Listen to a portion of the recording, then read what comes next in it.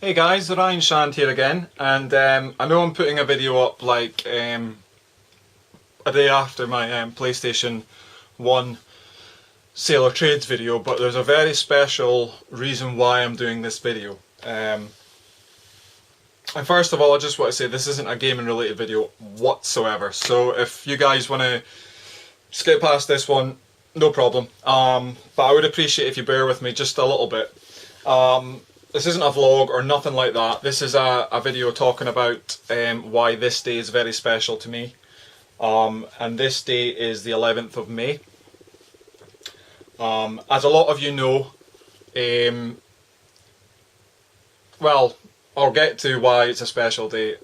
One of the big news that came this week, it's a football video by the way, just in case you're wondering, is Sir Alex Ferguson retiring from Manchester United.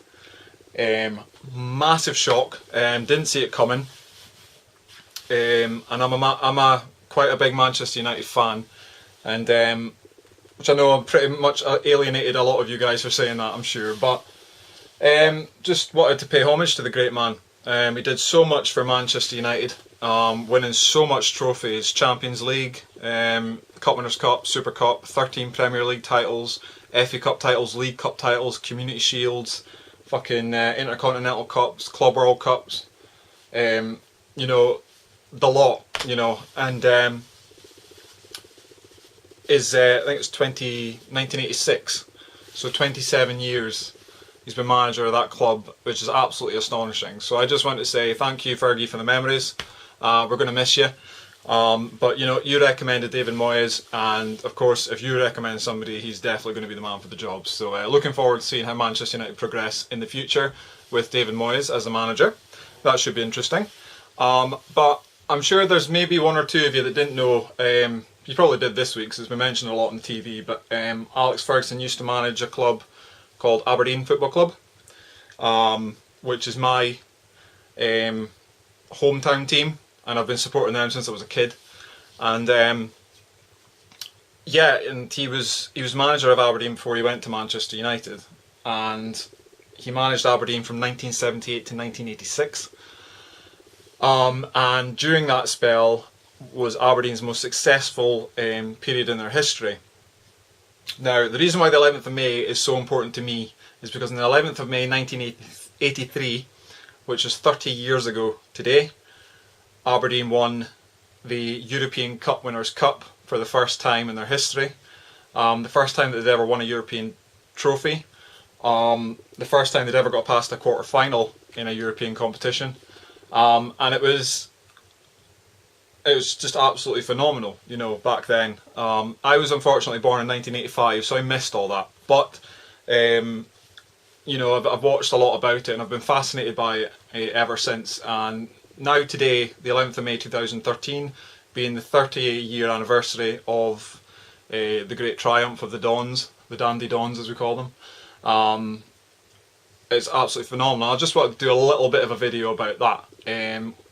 You know, it means so much to me to know that my wee club from Scotland were the last team in Scotland to win a European trophy, are the only team in Scotland to have won 2 European trophies. I know a lot of you debate that the UEFA Super Cup shouldn't be classed as a proper trophy, it's more like a glorified friendly, but back in the day that was a decider to see who's the best team in Europe. Now Aberdeen Football Club lately are rubbish.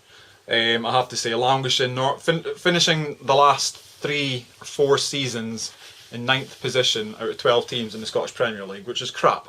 But you know, back in the 80s they were absolutely dominant, winning the league, I think it was 3 times in the 80s, winning the Scottish Cup numerous amounts of times, Scottish League Cup once during Fergie's reign, but the Cup Winners' Cup and the UEFA Super Cup are the most historic trophies, obviously, in Aberdeen's history. You know, and Aberdeen were formed in 1903, so they went a long time. I think they went actually 50 years before they won a trophy, which was the Scottish Premier League, which is a pretty good one to win. But they won the League Cup as well, the first year that was formed. But they had a bit of a varied history. They hadn't really done much, and they were pretty poor throughout the early part of their history. The 70s they started to play a lot better, But in the 80s, that's when it really took off, and they won the Scottish Premier League in 1980 under Fergie, and that led them to their first European Cup appearance, where they beat Austria Vienna in the first round. Austria Vienna being a very good team back in the 80s. But unfortunately that's as far as we went. I think we lost to Liverpool in the next round. I was like gubbed by them, by Liverpool. But yeah, but then next season, the UEFA Cup 1981-82, we beat Ipswich Town, who were the holders. We knocked them out, and eventually losing to Borussia Mönchengladbach, I think it was. But 1983, when we won the Scottish Cup in 1982, qualifying for the European Cup Winners' Cup, having it come through a preliminary round against FC Sion of Switzerland, beating them 7-0 in the first leg and 4-1 away from home, setting up a tie against Dinamo Tirana of Albania in the first round, beating them 1-0 at Pataudry, 0-0 away from home, and then against Lech Poznan in the second round, beating them 2-0 at Pataudry and 1-0 in Poland, becoming one of the first Scottish teams to win in Poland. And then obviously the quarter-final. Now this is when the European Cup Winners' Cup is particularly remembered by Aberdeen, because we were drawn against Bayern Munich in the quarter-final, and we actually drew 0-0 with them in Germany. Fergie, of course, was in a rage because he thought we needed an away goal to get through, but we beat them 3-2 at Pataudry, in what has been classed as Pataudry's most memorable night. I wish I could have been there, but there you go. It was lashing down with the rain that night at Pataudry, apparently. I remember working in there's a wee alcohol shop in Inverurie, and we were playing Bayern Munich actually in the 2007-2008 UEFA Cup, and we drew with them 2-2 at Pataudry, which I thought was a very good result for us. And one of the old guys came in, he was a regular, and he was talking about how he was at Pataudry that night. Aberdeen beat Bayern Munich in the second leg of the European Cup Winners' Cup quarter-final, and he was telling me that the rain was lashing down that night, and that seemed to spur Aberdeen on. And we twice fell behind in that game, but we came back within a 2-minute spell to win the game 3-2. And the rain would play a particularly special moment in Aberdeen's history due to what happened in the final. But the semi-final would be Watershy of Belgium, a now defunct club. I think they've reformed as Genk or Ghent.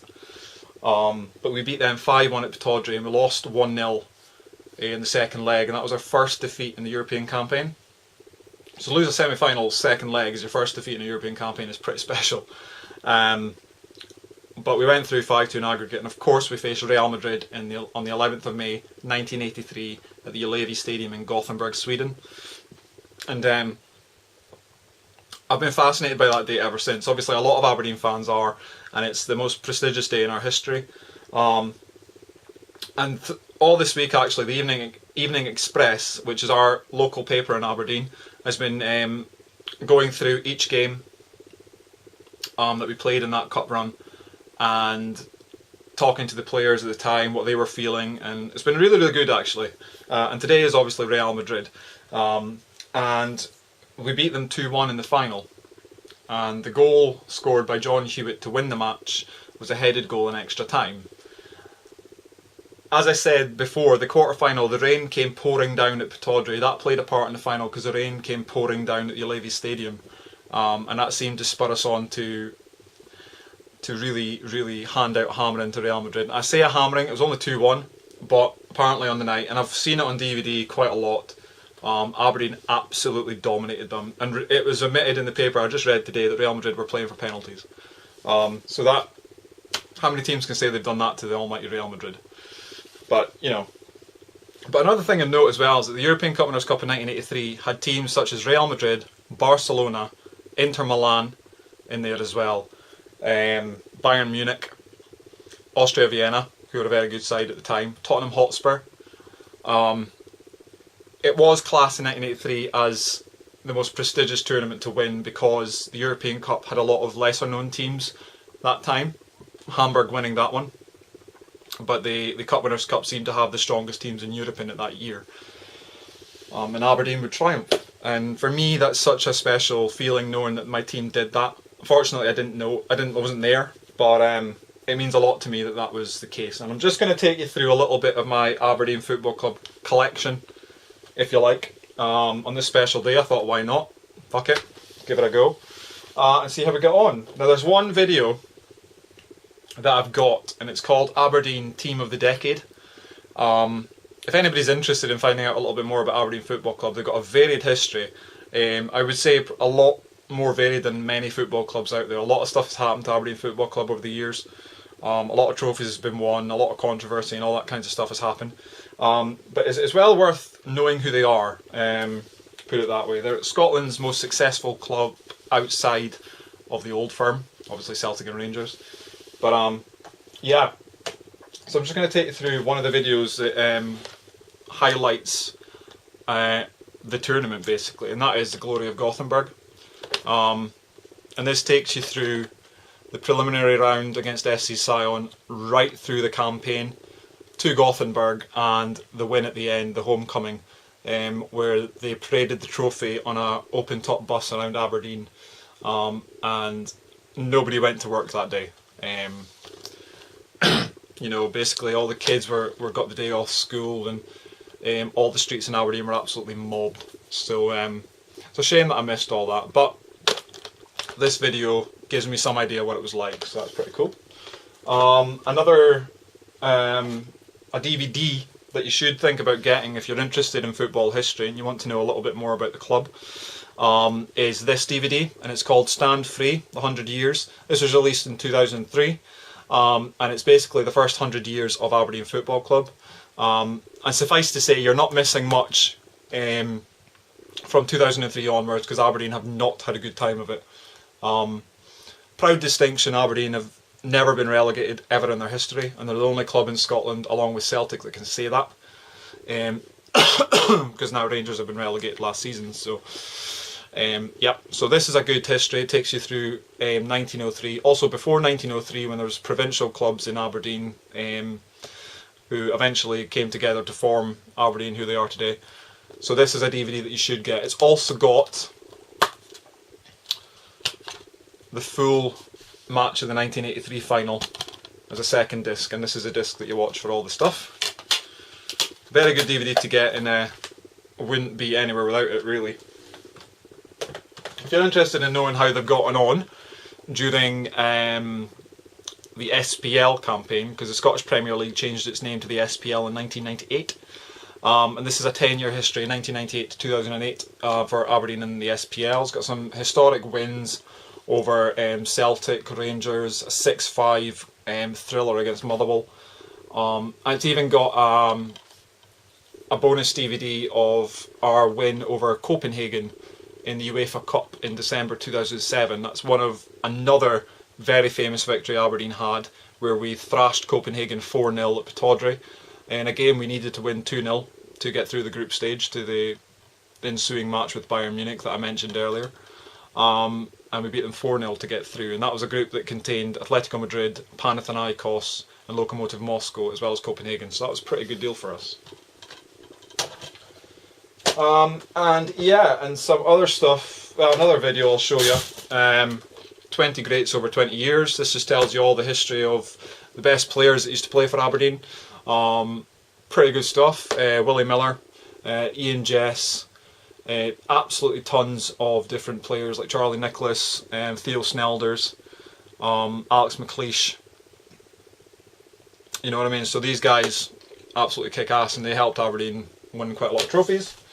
So that's absolutely awesome.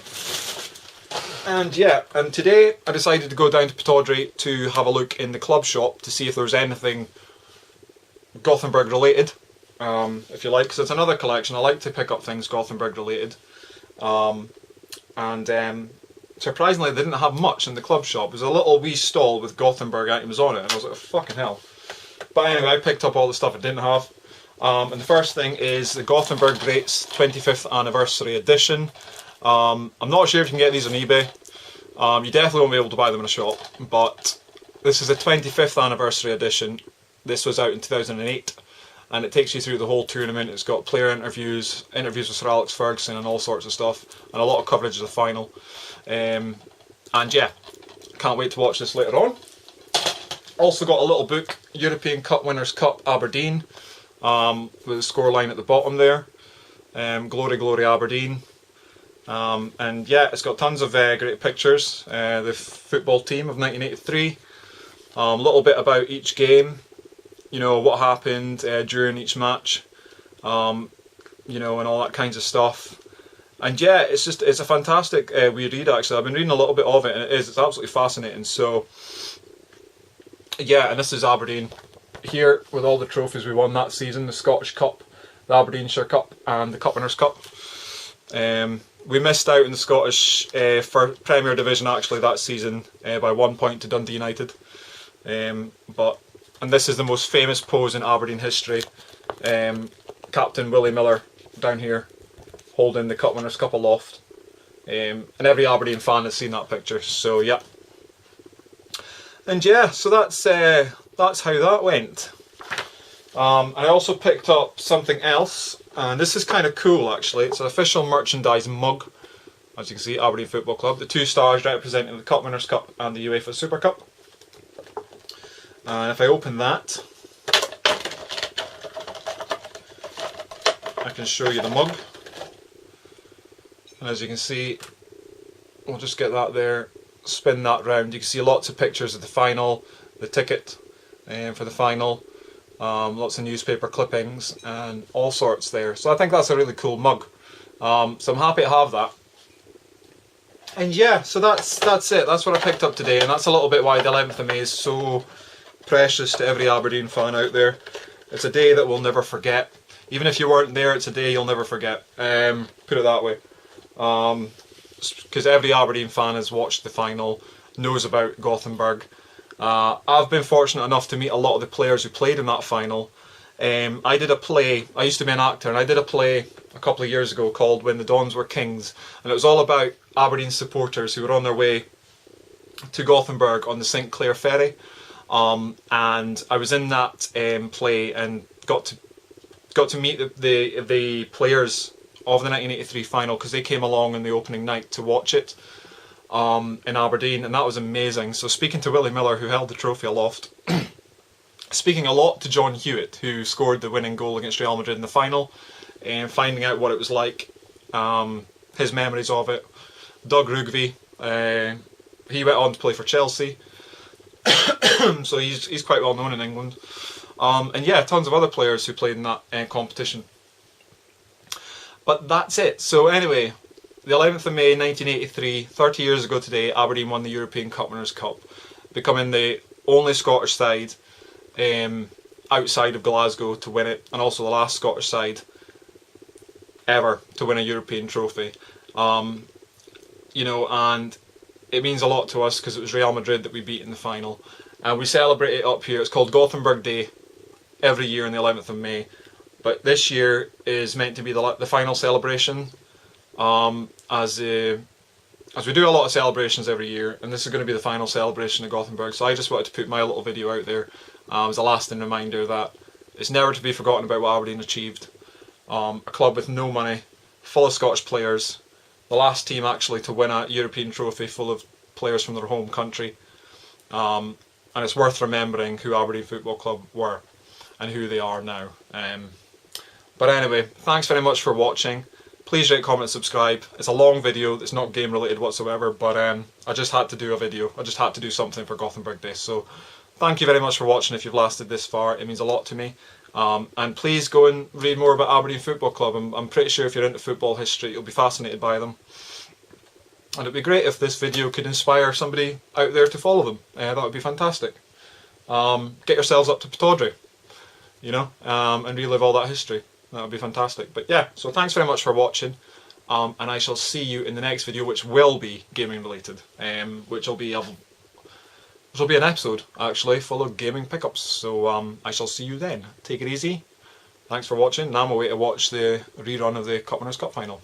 See you later. Bye for now.